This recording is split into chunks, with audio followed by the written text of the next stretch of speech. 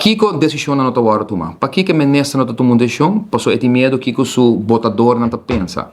Kiko su achterban está pensa. Não, passou me tinha grupo que está rábia comigo, passou me também dona direito na estrangeiro não aqui que bem ajuda nós de nossa economia. Imaginamos se colônia latino aqui filipino, chinês e tudo gente aqui não está na Aruba awe. De Kiko Aruba está viva? Passou nós não viver de turismo. Pero me pode visto não. É 10.000, 12.000 ilegal aqui, tu está trabalhando. Tu está trabalhando e tu está trabalhando com arubiano, com companhia que não. Anterior van legalizar, não?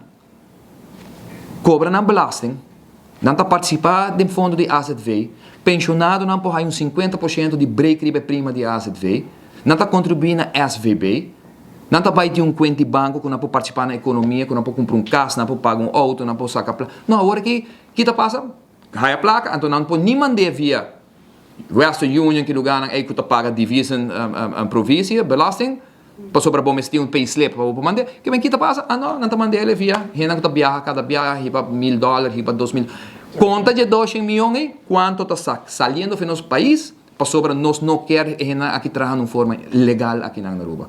Daí um momento, chamada da meu amigo, o senhor Glambo Cruz, e boa ideia, lá lancei ano passado, lamentavelmente, não escuta execução, e dime e tem sustento. Dime e tem apoio para reglar coisas aqui, para nós ilegal aqui na Aruba, legalizar, para na final de dia, é local, é gente que está bíblia de barranca, aqui vai beneficiar, para é gente aqui que está pagando fair share, não está pagando o que não tem direito de pagar, obrigação de pagar, e nós está stop de financiar, sponsor, maneira mais bisurada passar escola, vivienda, AZV, SVB, natura e Yunan, e família não está ilegal aqui na Aruba. E na final de dia, nós mestre de não. E nós também temos mais mestre de não que desenvolve não que está tomando lugar no momento aqui na Aruba.